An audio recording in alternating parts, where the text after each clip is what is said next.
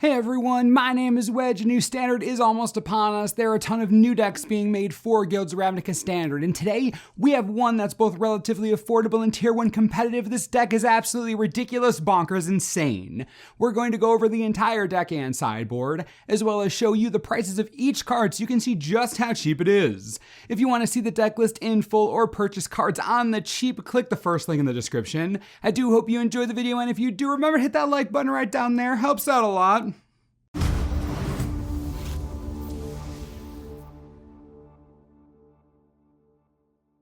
Green-White Elves. This deck has been in the making for a while now, but with Guilds of Ravnica, it has gotten truly competitive. This strategy is designed to go wide as fast as possible and overwhelm the opponent with powerful creatures that cannot be fought in combat, efficient removal, and more card draw than a standard elf deck has any business in having. Seriously, this is actually legit competitive. We'll begin with our mana dorks. Play sets of Llanowar Elves and Druid of the Coil start us off. Wizards said they were going to stop pushing mana acceleration on turn 1. They lied. Llanowar Elves being back is huge for this deck and gives it the momentum it needs. Druid of the Cowl on 2 is just fine. Getting either or both of these out early puts you turns ahead. Llanowar on turn 1 is 3 mana on turn 2. Llanowar and Druid on turns 1 and 2 means 5 mana on turn 3 with land drops. It's kind of insane acceleration.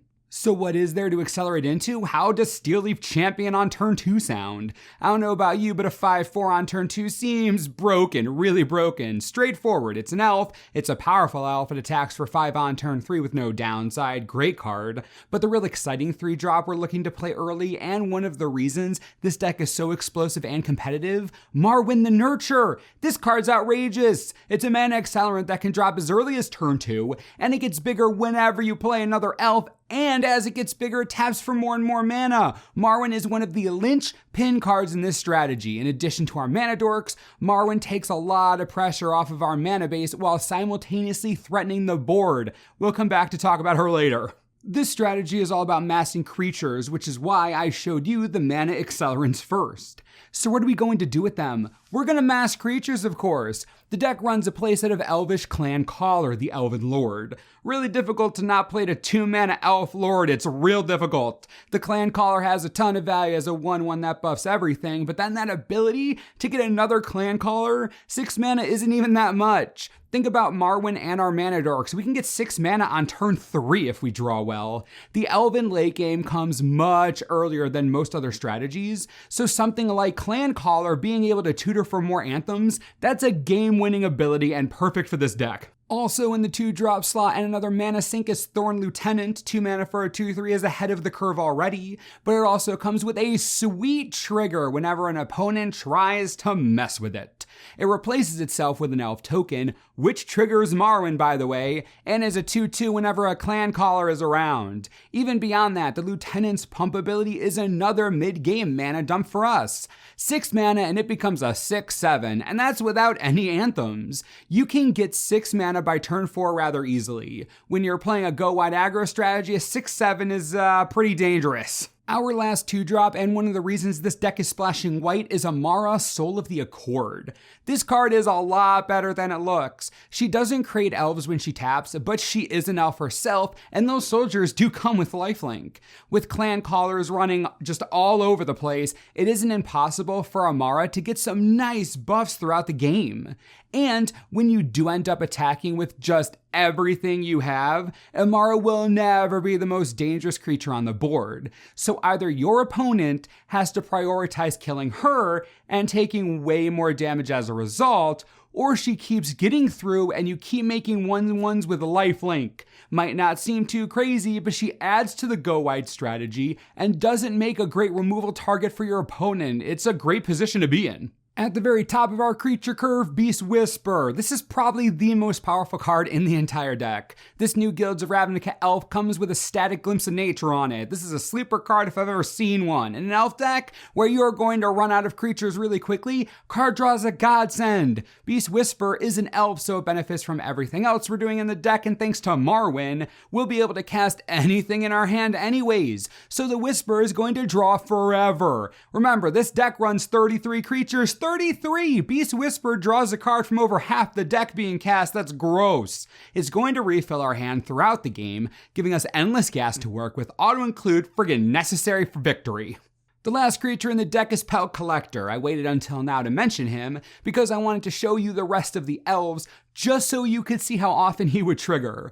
It's whenever another creature you control enters the battlefield or dies. That's what buffs him as long as they have greater power. After he drops early, Amara, the Lieutenant, Champion, and Whisperer all buff him. If Marwyn dies while huge, that buffs him. And all he needs are 3 counters and boom, trample. Another small investment for a huge payoff your opponent will not want to remove. What makes elves so dangerous is that they are full of value, each and every one of them. So when your opponent has spot removal, they don't know where to throw it because everything you have is good. It's honestly genius. Elves are in a better spot now than they have been in a while.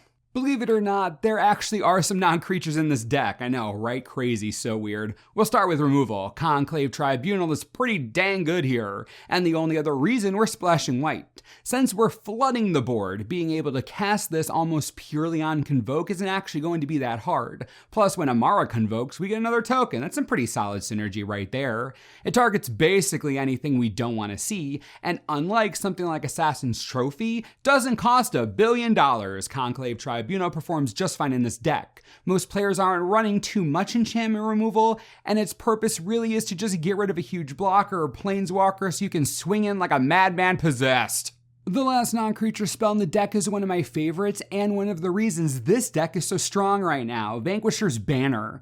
This card is absolutely, without a doubt, broken here. This is one of those cards that will be $20 in a few years without a reprint. It's going to dominate Commander, but for right now, it's going to dominate Standard. This tribal artifact gives us everything we want. It buffs all of our elves, it's easy to cast, and our 33 elf spells draw cards. It's like Beast Whisper all over again, but more difficult to remove.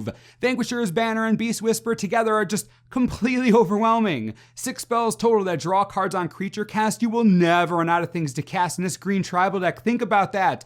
I'm pretty sure that's the dream, right? Vanquishers Banner is better than you think it is, I promise you.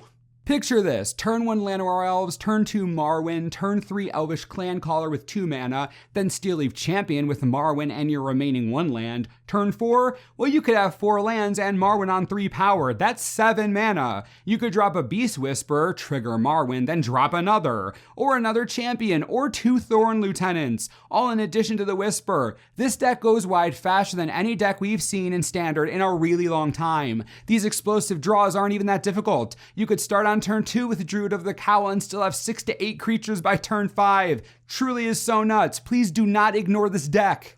The land base is 22 cards deep. You really don't need more than that. Playsets of Sunpetal Grove and Temple Garden are joined by 3 unclaimed territory, 9 forests, and 2 plains. Pretty simple, but incredibly effective. Now I know I sound hyperbolic about this deck, but I promise I'm not exaggerating. This is the elf deck we've been waiting for. With Guilds of Ravnica, it has come together really well. Now is the time to strike. Alright, before we get crazy, we have to go over some sideboard spells to prepare you for upcoming Standard. There will be graveyard nonsense, we all know it. Thankfully, Wizards has prepared us for that inevitability. Death Gorge Scavenger is not an elf, but it does exile graveyard nonsense and is relatively aggressive. Then we have Silent Gravestone that should help mess with recursion we don't want to have to deal with. Sorcerous Spyglass is the Planeswalker killer. As long as you know what you're against, you can name whatever you want and boom, just wrecked. If we need faster removal for other aggro decks, Steal Away is a fine substitute for the Conclave. Settle the Wreckage, same deal. Great to just wreck other aggro decks. And if you find yourself up against a deck with a lot of spot removal, Shalai, Voice of Plenty, and Shaper Sanctuary can go a long way towards winning matches against those strategies. And finally, Reclamation Sage against literally any robot or enchantment that exists ever. It's an elf, so you're happy to run it. This deck plays like a combo deck a lot of the time, except that if your combo deck is messed with, you have the chance to rebuild. Thanks to the Whisper and Banner, you will never run out of cards to rebuild a lost board. The Clan Caller, Marwyn, Pelk Collector, and Thorn Lieutenant ensure that each individual elf you have has power of its own, is actually valuable to the cause. You will never have a useless creature or one that your opponent is okay with leaving alive. You apply all the pressure to every deck all the time, forever. You're a Selesnya Elf player now. Your job is to punish opponents with your superior power. Enjoy playing one of the most busted standard tribal decks we've seen in some time. Again, please check the list out. It really is redonkulous. Click the first link in the description. It'll show you everything you need to know. And if you need any singles, TCG Player has crazy cheap prices on pretty much all of them. This deck really isn't that expensive. Lastly, let me know what you think about this elf deck. Do you like it? Do you not like it? What would you change if anything? Also, if there are other strategies you want us to cover, just let me know so I can start working on them. Try to thumbs up comments from others that you agree with. It helps a lot, actually. And as always, thanks for watching, and we'll see you next time. Right, there's no outro to this. Great.